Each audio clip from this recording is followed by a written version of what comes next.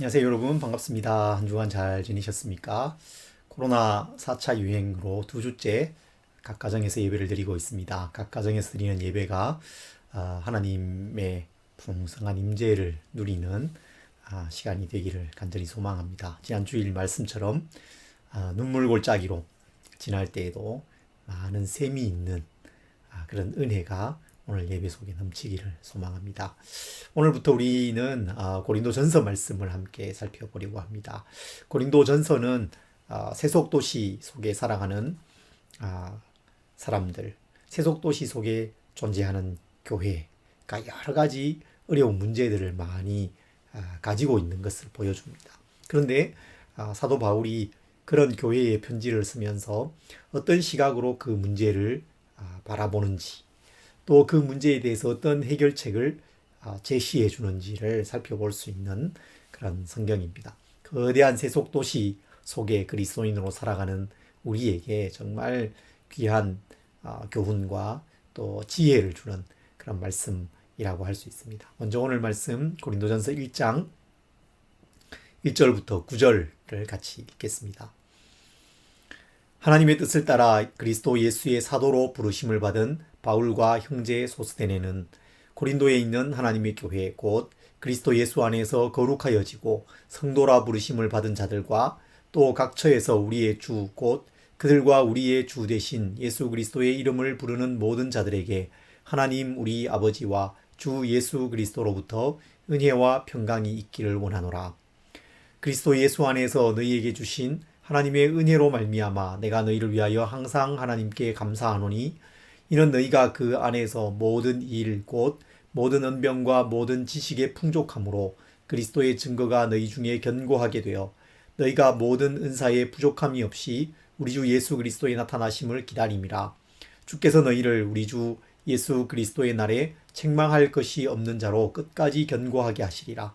너희를 불러 그의 아들 예수 그리스도 우리 주와 더불어 교제하게 하시는 하나님은 미쁘시도다. 아멘. 이 말씀은 고린도 전서의 첫 부분입니다. 간단한 인사와 감사의 표현이 담겨 있습니다. 바울 서신에 의례적으로 등장하는 표현이죠. 상투적으로 이렇게 나오는 표현인 것처럼 보이기도 합니다. 그래서 때로는 큰 관심을 가지지 않고 뭐 특별한 의미가 있나 그냥 인사하고 덕담하는 그런 수준이겠지 하면서 그냥 넘어가기도 하는 그런 부분이죠. 하지만 이 편지를 받는 고린도 교회의 그 구체적인 상황, 고린도 교회의 그 성도들을 생각하면 이 말씀은, 이 첫 부분은 매우 특별한 의미를 갖는 말씀입니다.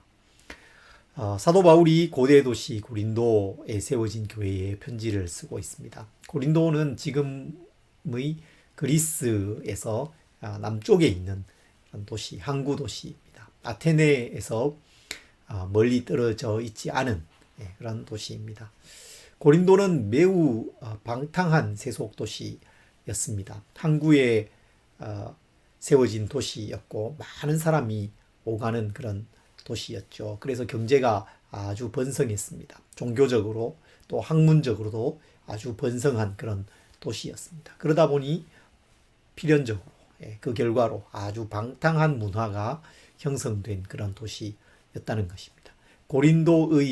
고린도적인이라는 뜻을 가진 영어 단어 콜린티언이라는 단어는 방탕한이라는 뜻으로도 쓰이고 있습니다. 고린도라는 도시는 그 당시에 방탕한 도시의 대표였다는 것입니다.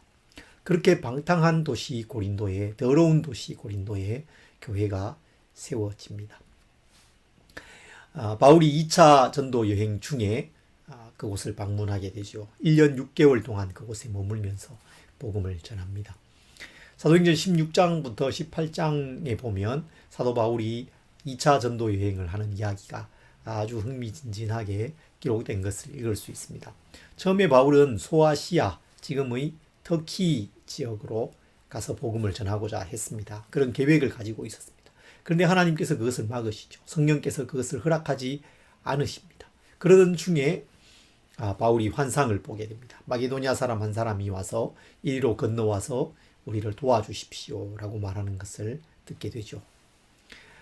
바울과 그 전도팀은 그것이 하나님께서 성령이 그들을 인도하시는 것이라고 인정하고 마게도냐 지역으로 가기로 결정을 합니다. 그래서 처음으로 간 곳이 빌립보였죠. 그리고 데살로니가, 그리고 거기에서 남쪽으로 내려가서 아테네와 고린도 이런 지역에 복음을 전하게 됩니다. 하나님의 인도를 따라간 것이었지만 그 여정이 순탄하지 않았습니다. 빌립보에서는 억울하게 매를 맞고 감옥에 갇히는 그런 일도 있었지 않습니까? 데살로니가로 옮겨갔지만 반대에 또 부딪히게 되고, 그래서 그저 몇 주만을 거기에서 머물고 다시 나오게 됩니다. 선교팀과 떨어져서 바울은 홀로 아덴으로 먼저 가게 되죠. 그곳 아테네에서 우상으로 가득한 그 모습에 분노를 느끼면서 복음을 전합니다. 그들과 변론을 했습니다. 그러나 그 사역도 그리 성공적이지 않았습니다. 그저 소수의 회심자만을 얻을 수 있었죠.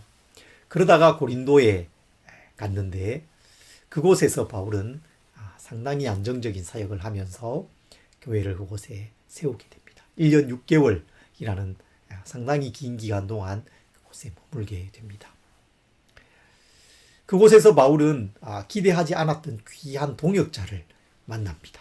바로 아굴라와 프리스길라 부부입니다. 이들은 로마 황제의 유대인 추방령으로 인해서 로마에서 추방됩니다. 로마의 그 삶의 모든 터전들을 다 잃어버리고 로마의 식민지였던 고린도로까지 오게 된 것입니다. 그곳에서 이 사도 바울을 만나게 되는데 이 만남이 두 모두에게 정말 축복된 그런 만남이었습니다. 바울은 힘겨운 사역 가운데 동역자를 얻는 것이죠. 이 두 부부는 로마에서 추방되어서 뜨돌이 생활을 하는 중에 영적인 지도자를 만난 것입니다. 정말 놀라운 만남입니다. 이들은 그곳에서 함께 일합니다. 바울이 사역 가운데서 스스로 일하면서 자신의 필요를 채워가면서 그렇게 일했지 않습니까? 자비량 선교, 그것을 텐트 메이킹이라고도 말하는데 그것은 바울이 천막을 만드는 일을 했기 때문이죠. 아굴라와 브리스길라 부부도 같은 일을 했기 때문에 함께 일하면서 또 함께 복음 사역을 하면서 동역할 수 있었던 것입니다. 빌립보, 데살로니가, 아덴을 거쳐서 아주 방탕한 도시 고린도에 온 바울은 여전히 외롭고 두렵고 힘겨웠습니다. 그런데 그에게 하나님께서 큰 격려를 주신 것이죠. 동역자를 통해서 격려를 해주셨고 또 환상 중에서 바울을 격려해 주셨습니다. 두려워하지 말며 침묵하지 말고 말하라. 내가 너와 함께 있음에 어떤 사람도 너를 대적하여 해롭게 할 자가 없을 것이니 이는 이 성중에 내 백성이 많음이라. 하나님께서 이미 택하여 놓으신 사람들이 많이 있다라는 사실을 알려주시면서 담대하게 복음을 전하라고 격려해 주셨습니다. 힘과 용기를 얻은 바울이 그곳에 1년 6개월을 머물면서 회당에서 또 다른 곳에서 사람들을 만나면서 복음을 전하고 그들을 양육했습니다. 그곳에 하나님께서 이미 택해 놓으신 하나님의 백성들이 모이기 시작한 것이죠. 그들이 고린도 교회의 첫 그리스도인들이 되었습니다. 여러분, 우리가 여러 가지 고난이나 어려움을 겪을 수 있잖아요. 그런데 우리가 겪는 그런 어려움들 속에서 하나님께서는 새로운 일을 행하십니다. 놀라운 일을 행하십니다. 바울에게는 생각지도 않았던 동역자, 평생의 동역자를 주셨어요.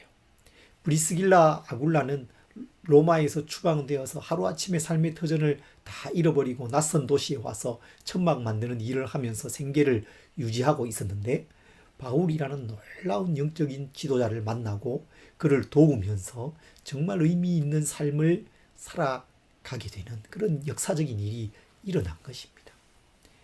바울은 하나님의 인도를 따라서 바다를 건너서 마게도냐, 빌립보, 데살로니가, 아덴 이렇게 고린도까지 오면서 여러 가지 어려움을 겪고 있는 상황이었거든요. 삶의 위기, 사역의 위기를 만나는 그런 상황들이 계속되었습니다. 그런데 그런 가운데 하나님의 놀라운 섭리 속에서 이 두 사람들이 만나게 되는 것이죠. 중요한, 그들의 인생의 가장 중요한 만남이 있게 됩니다. 여러분, 우리는 하나님으로부터 이런 하나님의 일하심을 기대할 수 있습니다. 여러분, 기대하시기 바랍니다. 하나님을 신뢰하십시오. 어려운 상황을 만나더라도 우리 마음에 그런 기대하는 마음, 부드러운 마음을 잃지 말아야 합니다. 하나님께서 좋은 동역자를 주시기를, 좋은 영적인 친구를 나에게 주시기를 여러분 기도하십시오. 하나님께서 나를 특별한 은혜로 도우시기를 여러분 기도하시기 바랍니다. 하나님께서 우리와 함께 하시고, 특별히 어려운 순간에, 우리가 정말 힘겨운 그런 순간에 하나님께서 우리를 도와주실 것입니다. 새로운 사람들을 주시고 새로운 기회들을 주실 것입니다. 그것을 여러분 기대하시기 바랍니다. 하나님께서 이런 특별한 섭리 속에서 고린도 교회를 세우십니다. 하나님께서 고린도 교회를 그렇게 세우신 목적이 무엇일까요? 그것이 오늘 본문 1절부터 3절 그 인사 속에 담겨 있음을 볼 수 있습니다. 하나님의 뜻을 따라 그리스도 예수의 사도로 부르심을 받은 바울과 형제 소스데네는 고린도에 있는 하나님의 교회, 곧 그리스도 예수 안에서 거룩하여지고 성도라 부르심을 받은 자들과 또 각처에서 우리의 주 곧 그들과 우리의 주 되신 예수 그리스도의 이름을 부르는 모든 자들에게 하나님 우리 아버지와 주 예수 그리스도로부터 은혜와 평강이 있기를 원하노라. 정말 멋진 인사 말인 것 같습니다. 그 방탕하고 더러운 도시에서 그들이 교회로 부름받습니다.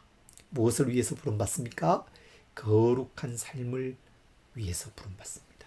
그리스도 예수 안에서 거룩하여지고 성도라 부르심을 받은 자들, 그렇게 표현하고 있습니다. 이것이 여러분 교회입니다. 이것이 그리스도인입니다.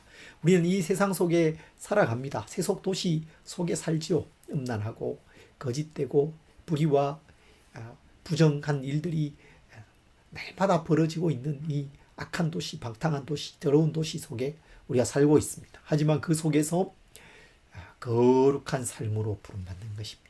성도라는 아주 영광스러운 이름을 가진 사람들로 살아가도록 부름받는 것입니다. 여러분, 우리가 이 영광스러운 이름, 성도라는 이 이름을 기억해야 됩니다. 거룩한 사람들입니다. 거룩한 삶을 위해서 부름받은 사람이다. 이 사실을 꼭 기억하시기 바랍니다. 사도 바울의 이 인사 속에는 고린도 교회가 그 거룩함을 회복하기를 바라는 간절한 소망이 담겨 있습니다. 고린도 교회가 이 성도라는 이름에 걸맞는 그런 삶을 살아가지 못하잖아요. 여러 가지 문제가 참 많았거든요. 가득했습니다. 앞으로 살펴보겠지만 수많은 문제들이 그 교회에 있었습니다. 심지어는 음행의 문제, 우상 숭배 이런 문제들까지 가득했던 것을 볼 수 있습니다. 거룩한 공동체됨을 유지하지 못했던 것입니다. 여러분, 이 시대의 그리스도인인 우리가 다르지 않잖아요. 성도라는 그 이름에 걸맞게, 교회라는 그 이름에 부끄럽지 않게 그렇게 참 살아가기가 참 쉽지 않은, 살아가지 못하고 있는 우리의 모습을 늘 보면서 참 가슴 아파하는 그런 시대가 아니겠습니까? 그런데 그런 교회를 향해서 사도 바울이 소망을 담아서 너희가 부름받은 것이 거룩함을 위해서 부름받았다. 성도라는 이름으로 부름받았다. 그렇게 말하고 있는 것입니다. 그런 소망을 우리가 동일하게 품으면서 이 편지를 읽어가야 되겠습니다. 이렇게 성도됨을 잃은 교회, 성도라는 그 이름에 걸맞게 살아가지 못하는 교회를 향해서 바울이 편지를 쓰는데, 그들을 향한 이 사도 바울의 태도, 그들을 향한 첫 말씀이 아주 놀랍습니다. 정말 놀랍습니다. 우리를 놀라게 하는 말씀입니다. 4절부터 7절에서 바울이 이렇게 씁니다. 그리스도 예수 안에서 너희에게 주신 하나님의 은혜로 말미암아 내가 너희를 위하여 항상 하나님께 감사하노니 이는 너희가 그 안에서 모든 일 곧 모든 언변과 모든 지식의 풍족함으로 그리스도의 증거가 너희 중에 견고하게 되어 너희가 모든 은사에 부족함이 없이 우리 주 예수 그리스도의 나타나심을 기다림이라. 네, 항상 하나님께 감사하노니 그렇게 말합니다. 그렇게 성도됨을 잃어버리고 성도라는 그 이름에 걸맞는 삶을 살아가지 못하고 온갖 더럽고 추한 문제들로 가득한 그 교회를 향해서 바울이 편지를 쓰는데, 하나님께 나는 감사한다. 항상 하나님께 감사하노니 그렇게 말씀하고 있습니다. 문제가 많거든요. 문제가 심각합니다. 음행이나 우상 숭배 이런 문제들은 정말 심각한 죄의 문제 아니겠습니까? 분열의 문제, 조금도 덜하지 않은 심각한 문제입니다. 그런데 항상 하나님께 감사한다 그렇게 말씀해요. 이 엄청난 문제를 바라보는 바울의 탁월한 시각을 보여주고 있습니다. 바울이 뭘 감사합니까? 하나님의 은혜를 감사합니다. 하나님의 은혜는 우리의 영원한 감사의 이유입니다. 은혜로 인해서 그들이 모든 언변과 지식에 풍족해서 그리스도의 증거가 견고해져 있다. 그것을 감사한다고 말하고 있습니다. 언변은 그저 말을 잘한다는 뜻이 아닙니다. 의미 있는 교훈, 교리, 기독교 신앙의 그 체계를 말하는 것입니다. 지식은 영적인 판단력을 말하는 거예요. 사도 바울로부터 그들은 1년 6개월 동안 가르침을 받았고, 그래서 교리와 지식, 영적인 이 판단력과 분별력, 이해력을 가지고 있었던 것입니다. 바울은 그것을 감사하고 있습니다. 그게 그냥 생기는 게 아니잖아요. 이게 하나님의 은혜가 없이 생길 수 없는 것들이거든요. 거기에 감사하고 있습니다. 바울은 또 모든 은사의 부족함이 없이 주님의 나타나심을 기다리고 있는 그들로 인해서 감사하고 있습니다. 그들에게 성령의 은사가 풍성했잖아요. 그렇게 놀라운 그 은사들을 경험하는 것이 그냥 되는 게 아니지 않습니까? 하나님의 은혜입니다. 그들에게 있는 문제는 물론 심각했습니다. 그런데 그 모든 문제의 근원에 뭐가 있습니까? 죄가 있죠. 그들의 교만이 있습니다. 그들의 교만함을 이 편지 곳곳에서 사도 바울이 지적하는 것을 우리는 볼 수 있어요. 여러분, 이 문제는, 그들이 안고 있는 이 문제는 새로운 문제가 아닙니다. 우리가 늘 안고 사는 문제예요. 바울이 인간의 본질을 누구보다도 잘 알고 간파한 사람 아닙니까? 인간의 그 인간됨, 죄악됨을 가장 깊이 깨달은 사람이 바로 사도 바울입니다.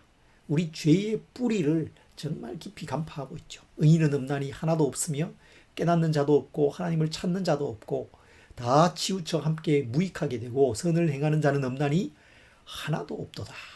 모든 사람이 죄를 범하였으므로 하나님의 영광에 이르지 못하였다. 그 죄를 사도 바울이 로마서에서 지적하잖아요. 이 죄의 문제는 새로운 문제가 아닙니다. 인간의 인간됨을 아는 바울은 고린도 교회에 있는 그 심각한 문제가 물론 심각합니다. 그렇지만 그것을로 인해서 사로잡히거나 낙담하거나 그렇게 하지 않습니다. 인간됨을 아니까, 그 더러움과 방탕함, 그 추함을 알기 때문에, 그리고 오히려 반대로 생각하는 것입니다. 그런 그들에게, 그런 죄로 가득하고 우상 숭배로 살아왔고 방탕한 삶을 살아왔던 그들에게 새로운 일이 일어난 것입니다. 십자가 놀라운 그 은혜로 구원을 받았습니다. 성령의 임하심을 경험했어요. 은병과 지식이 풍부해졌습니다. 그리스도의 증거가 그들에게 견고해졌습니다. 그래서 이제 그들이 그리스도의 재림을 기다리면서 살아가는 사람들이 되었습니다.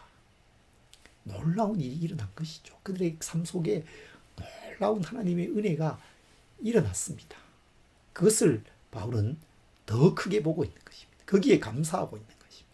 여러분, 하나님의 은혜는 모든 문제보다 더 큰 것입니다. 하나님의 은혜는 우리의 모든 문제를 다 덮을 만큼 크고 놀랍습니다. 때로 심각한 문제가 있을 수 있습니다. 그것을 다 괜찮아 이렇게 넘어가라는 것이 아닙니다. 바울은 이 짧은 감사의 표현 다음에 그들을 향해서 엄히 책망해요. 그렇지만 그보다 먼저 바울이 가지고 있는 마음은 그들로 인한 감사입니다. 하나님의 그 은혜로 인한 하나님의 은혜가 그들에게 나타나서 그 방탕하고 세속적인 도시 속에서 부름받아서 교회를 이루고 살아가는 그 삶으로 인해서 감사하고 있는 것입니다. 우리 인생 속에, 우리 공동체 속에, 우리 시대 속에 문제가 많습니다. 문제가, 심각한 문제가 있을 때도 있습니다. 그러나 우리가 기억해야 합니다. 은혜가 문제보다 더 크다는 것입니다. 그 은혜로 인해서 우리는 감사할 수 있습니다. 항상 하나님께 감사하노니. 바울이 감사하고 있어요. 바울 자신이 고린도로 가게 된 그 과정, 거기에서 만났던 그 동역자들, 고린도 사람들의 그 회심, 하나님께서 이미 택해 놓으셨던 하나님의 백성들이 하나님께로 돌아오는 일들을 보았던 그 일, 성령의 역사, 그 모든 것을 바울은 생생히 기억하고 있습니다. 그것이 정말 놀라운 은혜죠. 여러분, 우리에게 하나님께서 주신 은혜를 기억해 보십시오. 떠올려 보십시오. 돌아보십시오. 정말 놀라운 일이 우리에게 일어난 것입니다. 이 방탕한 이 세속도시, 그 거대한 이 도시 속에 살아가는 우리가 거기에서 하나님의 교회로, 하나님의 백성으로 부름받아서 예수 그리스도를 섬기며 예수 그리스도의 재림을 기다리며 살아가는 이 삶을 살아간다는 그 사실, 놀라운 은혜인 것입니다. 여러분, 그 은혜를 기억하면서 항상 하나님께 감사하노니, 항상 하나님께 감사하는 삶을 살아가시기를 바랍니다. 바울이 고린도 교회가 안고 있는 그 수많은 문제에도 불구하고 감사할 수 있는 또 하나의 중요한 이유가 있습니다. 그것은 바울이 고린도 교회에 대한 확실한 미래 전망을 가지고 있기 때문입니다. 미래 비전을 가지고 있습니다. 8절과 9절에 이렇게 말씀해요. 주께서 너희를 우리 주 예수 그리스도의 날에 책망할 것이 없는 자로 끝까지 견고하게 하시리라. 너희를 불러 그의 아들 예수 그리스도 우리 주와 더불어 교제하게 하시는 하나님은 미쁘시도다. 아멘. 바울이 가졌던 그 미래 비전은 하나님께서 그들, 고린도의 그리스도인들을 예수 그리스도의 날에 책망할 것이 없는 자로 끝까지 견고하게 하실 것이라는 것을 바라보는 것입니다.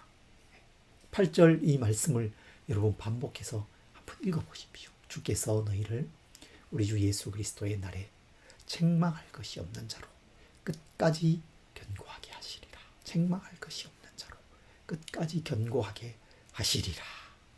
정말 얼마나 감동이 밀려오는 말씀인지 모르겠어요. 지금은 비록 문제가 많습니다. 책망할 게 많아요. 그래서 그 뒤에 보면 16장까지 이 고린도전서 긴 편지잖아요. 계속 책망해요. 그렇지만 바울이 거기에 사로잡히지 않습니다. 그 문제에 사로잡히지 않아요. 오히려 그 문제 너머를 바라보는 것입니다. 하나님께서 앞으로 행하실 놀라운 일을 바라봅니다. 행하신 그 일을 생각하면서 감사했다면 이제 앞으로 행하실 일을 바라보면서 비전을 품는 것, 소망을 품는 것입니다. 그들을 책망할 것이 없는 사람, 온전한 사람으로 끝까지 견고하게 하실 것을 바라보고 있습니다. 바울이 이렇게 확실한 미래의 전망을 가질 수 있는 이유는 하나님을 신뢰하기 때문이죠. 하나님은 신뢰할 만한 분이십니다. 하나님을 신뢰할 수 있습니다. 너희를 불러 그의 아들 예수 그리스도 우리 주와 더불어 교제하게 하시는 하나님은 미쁘시도다. 하나님은 미쁘신 분입니다. 하나님은 믿을 만한 분이시죠. 하나님이 우리를 이 믿음의 삶으로 부르셨는데 이 믿음의 삶은 그저 종교 생활을 하는 것이 아닙니다. 예수 그리스도 우리 주와 더불어 교제하는 삶이죠. 종교 생활, 예배나 기도 같은 이런 종교적인 행위에 참여하고 또 어떤 행위는 하지 않고 또 어떤 행위는 하고 이런 삶을 살아가는 걸 말하는 것이 아닙니다. 예수님을 믿는 것은 예수님과 교제하는 것입니다. 예수님을 알아가는 거예요. 하나님과 교제하고 하나님을 알아가는 것입니다. 하나님의 마음을 알아가고 깊은 인격적인 교제 속으로 들어가는 것입니다. 영생은 곧 유일하신 참 하나님과 그가 보내신 자 예수 그리스도를 아는 것입니다. 그렇게 말씀했거든요. 하나님과 예수 그리스도를 아는 것. 알되 그냥 지식적으로 아는 것이 아니라 깊은 인격적인 만남 속에서 알아가는 삶. 그런 삶이 있습니다. 그런 삶으로 하나님께서 우리를 부르신 것입니다. 그런 교제 가운데 우리를 불러서 교제하게 하시는데 그 하나님은 신실한 분이십니다. 믿을 만한 분이십니다. 그래서 우리는 하나님 안에서 신뢰를 가질 수 있는 것이죠. 그런 교제 속에서 우리는 자라갈 수 있습니다. 하나님과 더불어 교제하면서, 예수님과 더불어 교제하면서 우리의 성품이 바뀌어지고 우리의 삶이 고쳐질 수 있는 것이죠. 그래서 끝까지 책망할 것이 없는 자로 견고하게 하실 것을 바라볼 수 있는 것입니다. 그런 영적인 성숙과 성장의 과정이 우리에게 계속될 것을 바라볼 수 있습니다. 성화는 성령님께서 우리를 이끌어 가시는 강력한 과정입니다. 그 과정 속에 우리가 들어와 있는 것이죠.